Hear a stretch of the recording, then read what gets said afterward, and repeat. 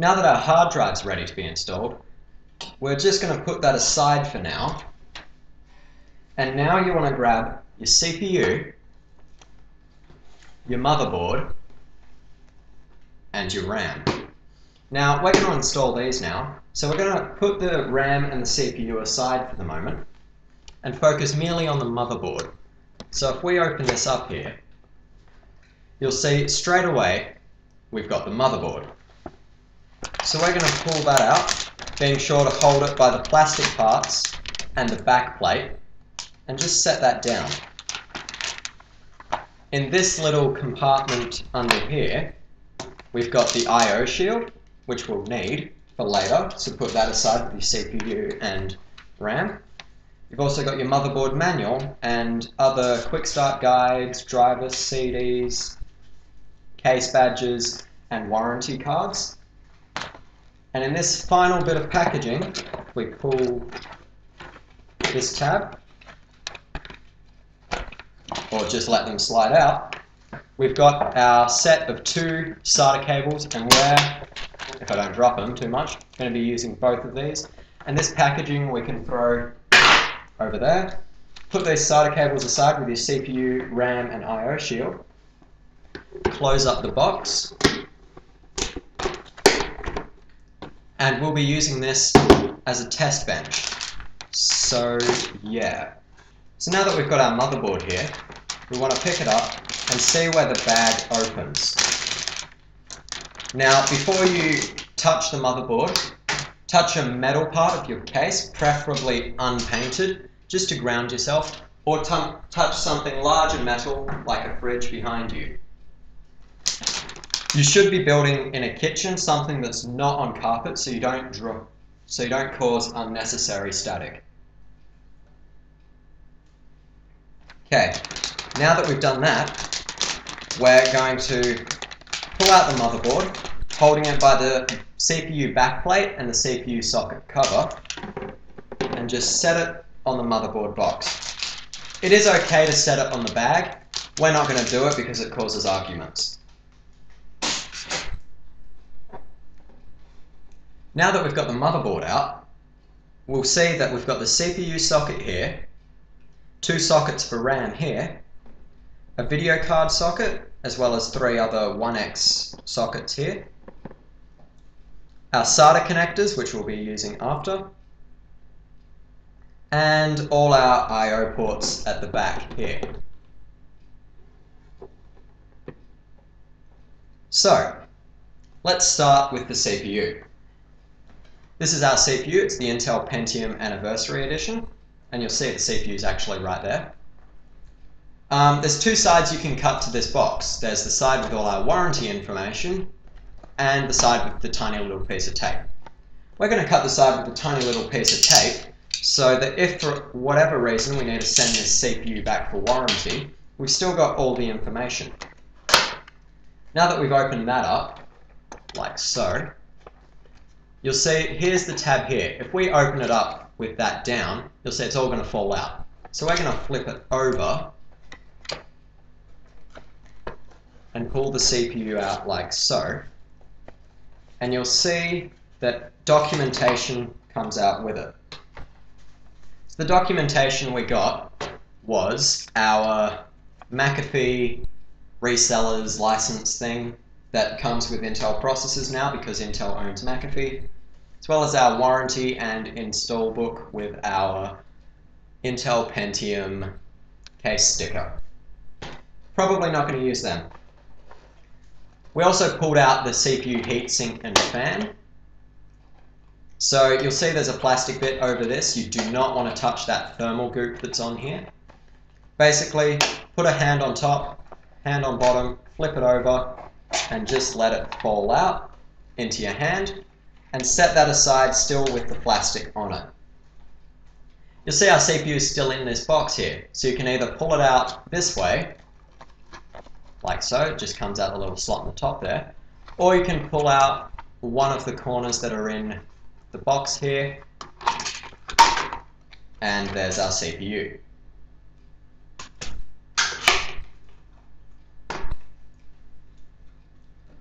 This CPU has got 1150 tiny little pins on the bottom, or not pins, landings. There's 1150 tiny little pins in the socket, and you don't want to touch the top or the bottom of the CPU.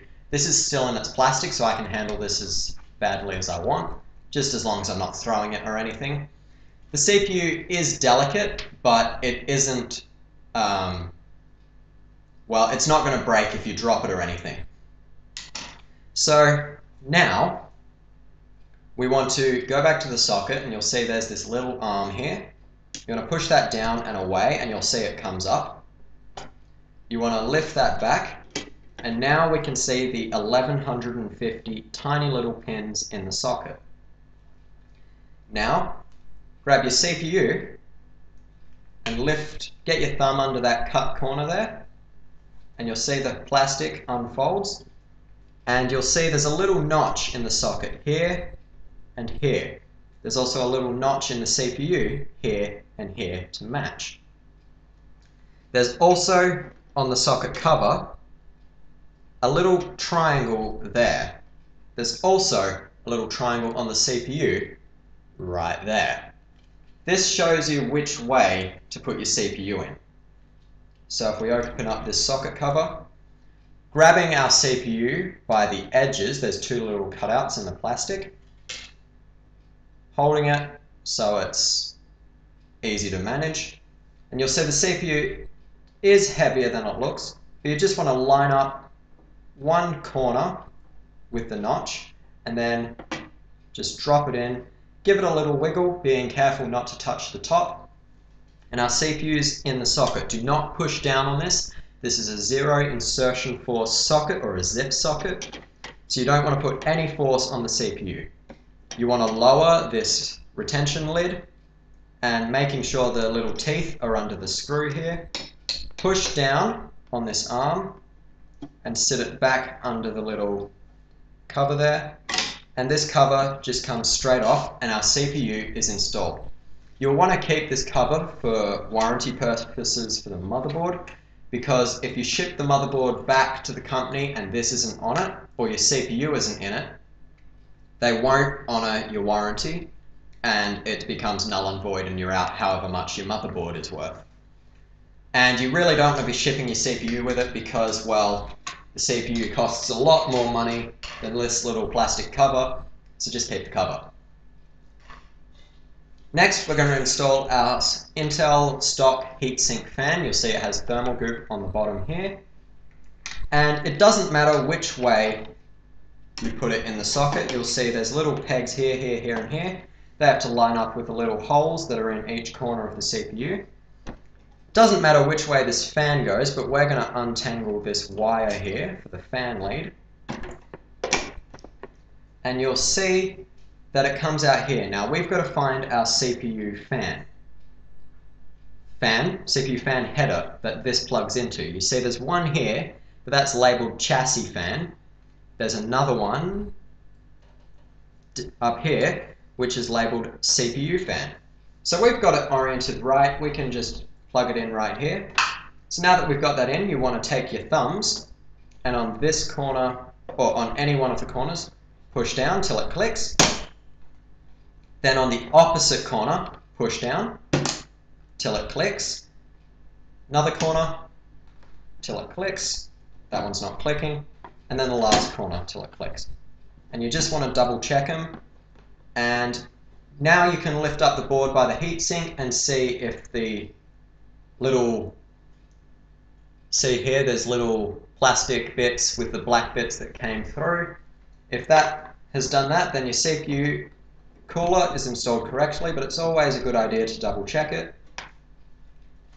Now, this fan cable. The reason we installed the CPU fan, in my opinion, upside down is because the fan has to plug in over here. If we plugged it in over here, or if we had it the other way around, you see how this lead crosses the fan? We do not want this lead getting tangled up in the fan, stopping the fan, basically killing your computer. This will make your CPU overheat and it will get to over 100 degrees Celsius in about a couple of seconds. So you want to be able to plug it in, but what we're going to do is we're going to tie this up with some zip ties. So let me just grab some of them here.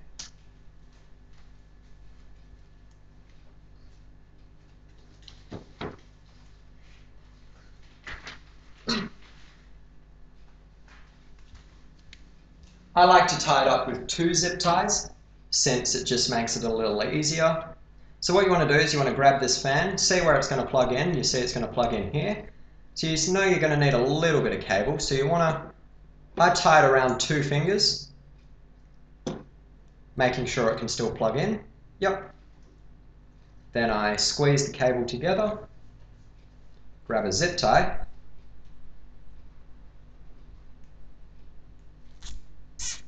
clamp it down, but not all the way, since you want to be able to do some adjustments. You still want to have it on though. This one, once it's close to the edge, you can clamp it down all the way.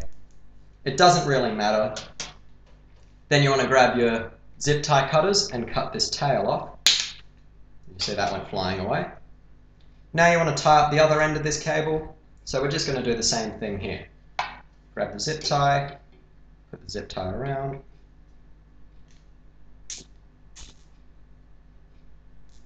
Tighten it up most of the way until you get it right at the edge where it's holding all of the wires.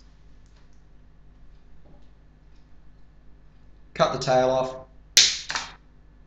There we are. Now you just want to plug it into the fan header labeled CPU fan. The connector is keyed and there's a key in the connector, so it will only go in one way. You'll want to just slide it on. It should go in perfectly. There we are. And that's on. And this won't get in the way of the fan. Later on, when it's in the case, we can cable tie that out of the way, but that shouldn't get into the way of the fan because it's kind of stiff. Next, you want to grab our memory, or we want to grab our memory, and you'll see it says quality seal. Don't know what that means. We're going to cut the quality seal, so I'm guessing it's low quality now. I don't know. It's basically just a seal to stop it falling out of the packaging. We want to unbox the RAM here. And this RAM actually looks really good. So we've got 8 gigs here, 2 4 gig sticks. It's a little different to the other RAM I showed you in the previous build, where it was half height RAM. So it was half the size of this. It also didn't have a heatsink on it. And yeah, so we're just going to relieve it from its clamshell packaging here. If I can. Like I said earlier, sometimes the most difficult part is getting the products out of the box. There we are. We took the lid off and there's our RAM. Now your RAM goes here. Now you should see etched onto the board, if you have more than 2 sockets, DIM A1, A2, B1, B2, something like that. Basically, if you've got 4 sockets and there's 2 separate colors, you want to go with all in one color if you've got 2 sticks.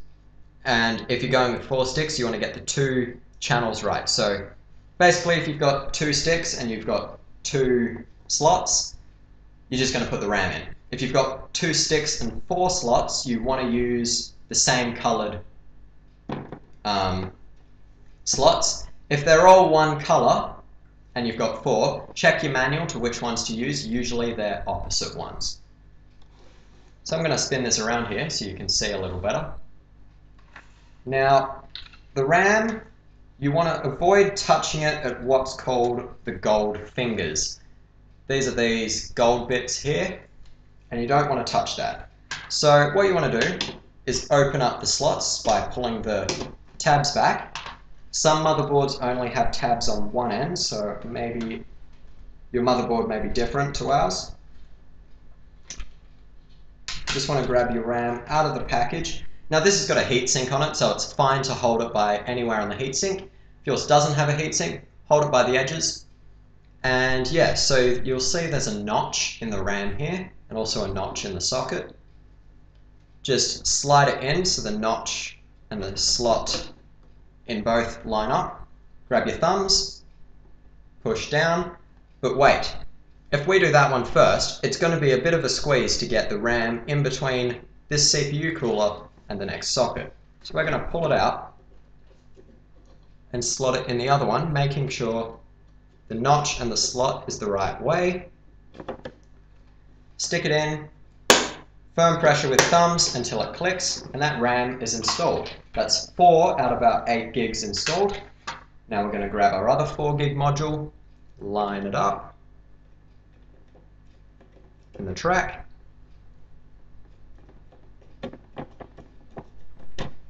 There we are. It's in the track, thumbs, till it clicks. And now we've got 8 gigs of RAM installed. There's no wires for RAM, so there's nothing really we need to worry about. And that's our motherboard prepared.